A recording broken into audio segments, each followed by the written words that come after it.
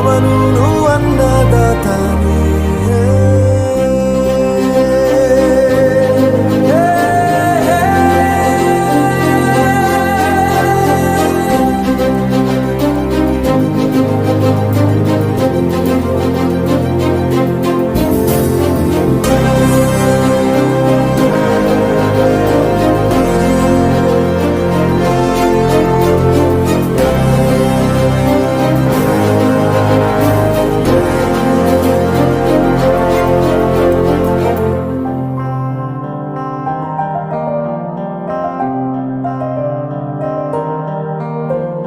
ಪ್ರತಿಯೊಂದು ಮಾತು ಕಲಿತ ಜಾಗ, ಪ್ರತಿ ಹೆಜ್ಜೆ ಗುರುತು ಅರಿತ ಜಾಗ, ಕನಸುಗಳ ಜೊತೆಗೆ ನಡೆದ ಜಾಗ, ಸ್ನೇಹಿತರ ಪ್ರೀತಿ ಪಡೆದ ಜಾಗ.